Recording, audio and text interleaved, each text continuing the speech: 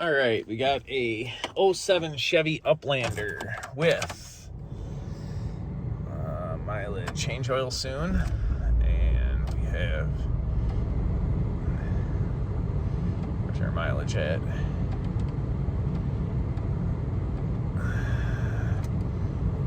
Oh, there it is, 248,838. Lots of miles. Check engine lights on. They said it's supposed to pull, like something's wrong with the front end and an oil change. So we'll go out and drive it and see what it's doing, and we'll turn you back on. All right, so I've gone 3 feet, and I don't know if you can hear this. I'm assuming that's what they're talking about. And just from the sound, all I'm doing is tapping on the brake pedal, and I can feel like the control arms going forward and back. So I'm pretty confident we're gonna find lower control arm bushings are bad. Ooh, and probably lots of other things. So we'll finish driving it and see what else we hear. Try doing it forward. I think it's worse going forward. Wow. There's your noise. Well, I got it halfway up on the hoist, and I realized something. They got this thing set up for maximum braking with their directional tires in reverse. So I would assume that's good grip for braking versus good grip for going forward, but we're probably gonna fix that and put the tires on the right way so that way they're not backwards. Okay, so we got her up in the air. And just like I thought, so right here's your control arm bushing, which looks like somebody may have replaced it because it's shiny up there and it's got one of those metal bushings in there, but it's definitely popped out. I don't know if I can push on it enough to, yeah, there you can see it moving. Yeah, the bushing's completely popped out of the arm right now. So what happened is it looks like somebody replaced the control arm bushing with one of those metal spherical bushings instead of rubber, and it didn't stay in the housing. So this one back here is pretty good, and it's got a new lower ball joint in it, and that bushing's not very old, but completely popped out of the arm. You can see on this side they got this one in there right.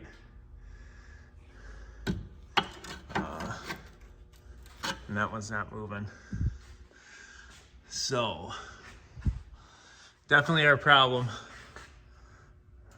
Bushing popped out. So I'm not sure if the arm's ruined or if we can press it back in, but the fact that it fell out makes me believe that the arm's probably junk and worn, just from the way it sounded. I'll go ahead and quick give it a look-see underneath here and see if we see anything else jumping out at us. Brakes all look relatively new from the outside. Those are good. Super rusty. Gotta love Iowa.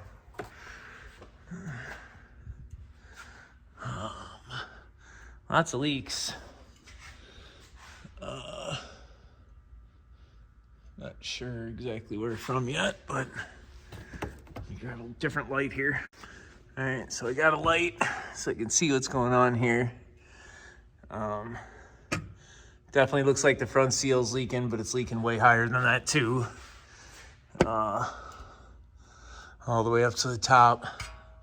Valve covers, so basically every gasket in the engine at 250,000 miles is now leaking.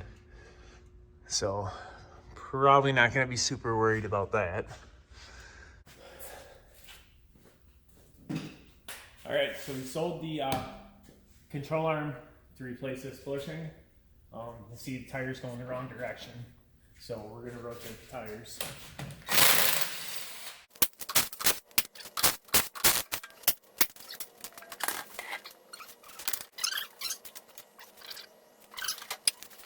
I only have a T55 and a 3/8 right now. My 1/2 inch broken, so loosen that bolt a little bit first.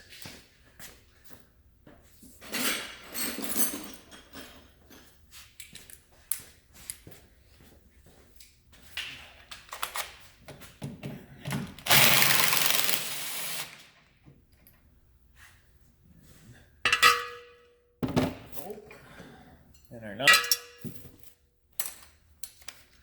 Alright. We got a 21 and a 18 for the rear bolt. Swivel socket on the rear. I'll pull that guy out.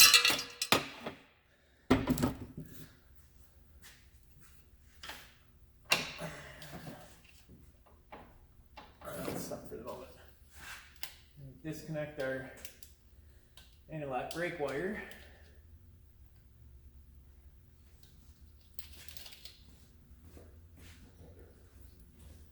And there's a cotter pin on the nut for the ball joint.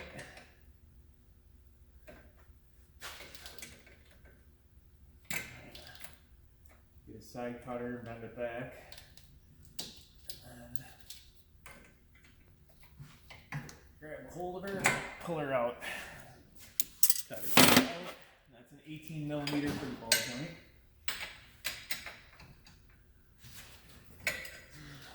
That was not torqued properly.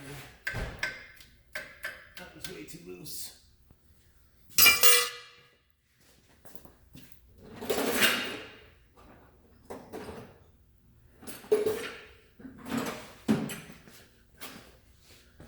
Grab a hammer.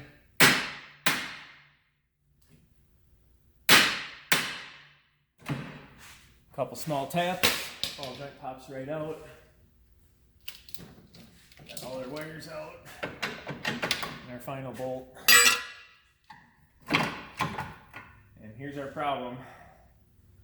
That is supposed to be press fitted into the control arm.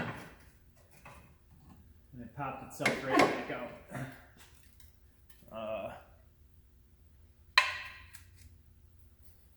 Yeah, I don't trust trying to pop it back in there. The fact that it was wearing like that and the fact that it fell out once makes me really worried that it's going to fall out again.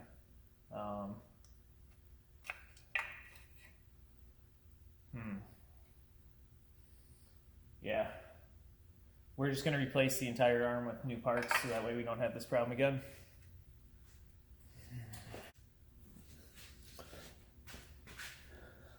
Alright, so we got our new control arm. It has a rubber bushing instead of that solid spherical bushing. The replacement that fell out was actually a Moog, and they started to do a steel bearing inside of the bushing instead of rubber. I personally don't like these. Thought it was a great idea when it came out, but after a couple of years, you end up replacing them under warranty because they start making noise. So I had that happen on a bunch of Malibus or Cobalts or something, so I quit using them. But we have the rubber bushing in the front now, like the OE, rubber bushing in back, and a new ball joint. So slide the arm into place here. I start with the ball joint nut just to get that started.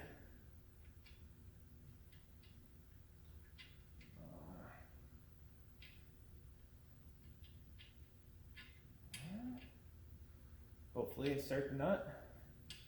What's going on there? Okay, there we go. It's like the front threads are fucked up. So now the ball joint's holding it there. You can easily slide it around.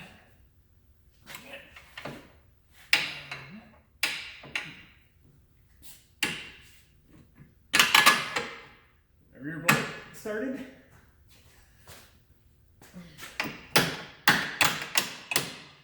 Persuade it with a hammer.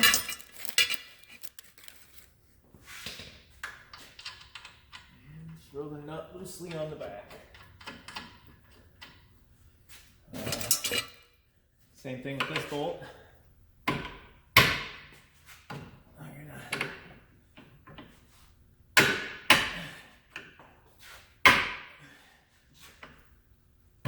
Just like that. This one's a little more difficult because the bushing wants to twist the bolt. So you gotta kind of press it. Push on it to get it straight so the bolt goes through. Alright, so we are going to loosely tighten both control arm bolts.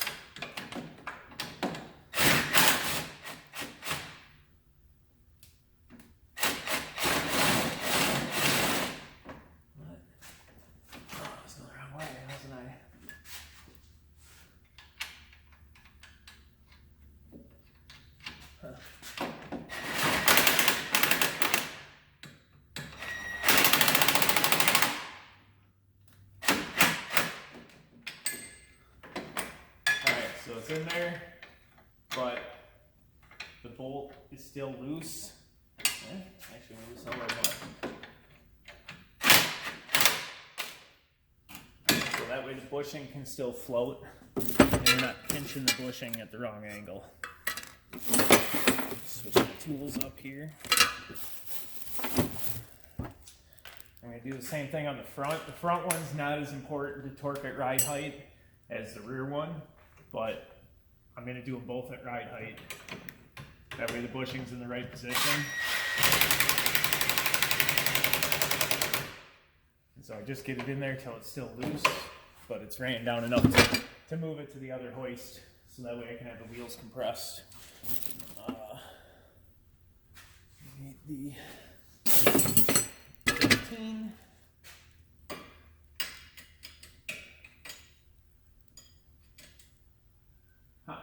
Change that nut size to a 19, I think. Yes, they did. All right. So the old ball joint nut was an 18, but they replaced it with a 19 now, so I had to get a different wrench.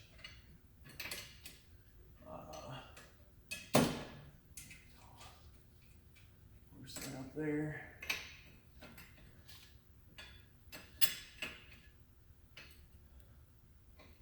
Okay. So you can't really get a torque wrench on this because of the axle's in your way. So basically you get it down to where it's pretty tight, and you go to the next slot.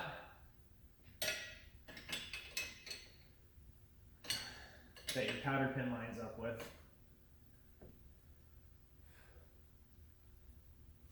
Because having it a little bit tighter is a lot better than leaving that nut loose, because if that joint starts to rock inside of the aluminum here, it doesn't take long for them to snap off if they're not completely tight. So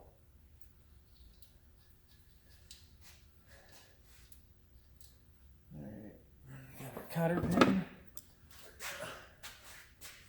lock it in place with. And the ball joint doesn't matter torquing it in the air or not, because it's obviously not a fixed position on frame. It moves, bends in every direction.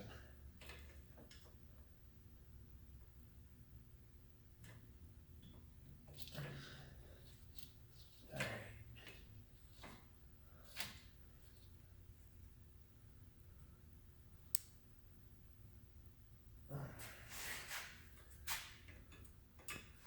Your cotter pin is all the way bent back and not going to hit your axle.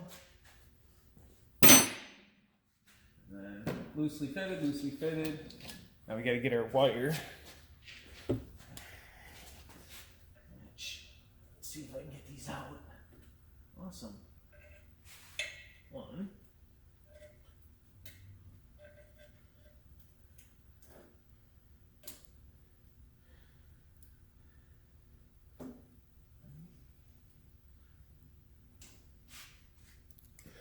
Cool, cool. All right. So I got my clips that hold the wire out of the old control arm. Make sure we put the ABS wire back right where it belongs. There it is. This thing that hole's too big. And then, another one in here, right?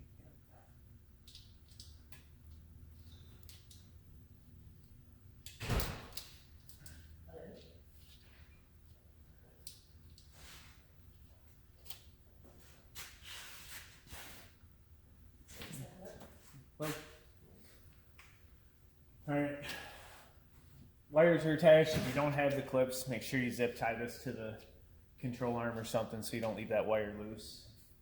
If you didn't have an ABS problem, you will. If you don't tie that back up. This does have an ABS problem. We're not diagnosing that. So there. So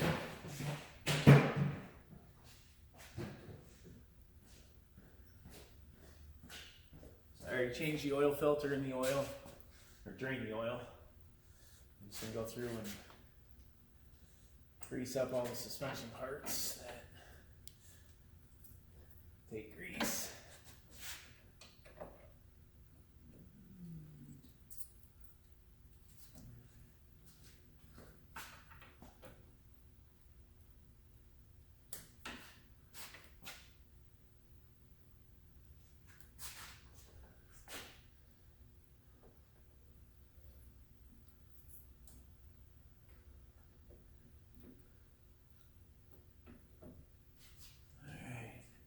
And so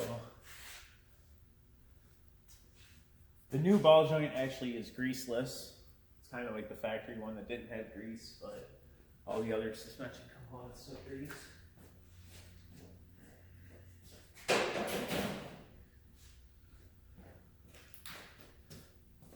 I always believed that greaseless was, or greasable was better, but I'm starting to think with the kind of oil changes a lot of people get done at the quick lubes and stuff, people aren't greasing that stuff. And so if you don't grease them, and it has grease fittings, it's going to wear out twice as fast. So you're almost better off, I hate to say it, to use the non-greasable ones because they'll hold up and have the same warranty. And I don't know, I've seen a lot of them come back where people don't grease them after they put the new ones in, and they don't last very long. Alright, so I threw the tires on the balancer, and first one I'm doing is off quite a bit, so we're going to go ahead and get these tires rebalanced. Yeah, it's off on both sides, so we'll rebalance them and get them put back on. And that's how it should read, zeros. So we got new weights on it, tires all balanced, we'll get her put back on. Okay. Alright, so this bolt has to be tightened while we're on ride height. I'm on the 4-post hoist. So the bolt's in the control arm's in its correct position.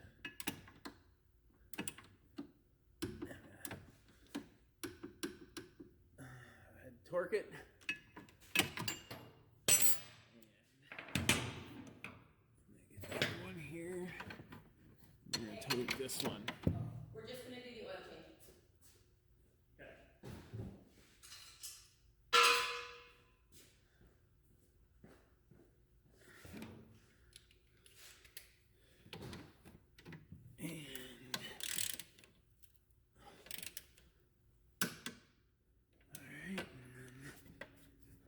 Sure. There's our torque, and we're good. So, I'll pop you out of here. The reason that this has to be torqued at ride height is if the control arm was at a down angle, and when you put it back on the ground and it straightens up, the bushing inside here would actually be twisted. So it's very important that the rear one gets torqued on the ground. I did them both, however the front one's less important than the rear one. The rear one's important for that reason. So, but we got our tires going the right way, control arms all on. Take it for a test drive, make sure it doesn't make noise. All right, just getting back from test driving the Uplander. No more noise when you're stepping on the brake. Bunch of squeaks and rattles from the car itself because it's got 200,000+ miles on it, so the back door makes a lot of noise. But the suspension feels safe. Still got an ABS and check engine light, but they're not worried about those items right now. So I would say this one's good to go. Thanks for watching.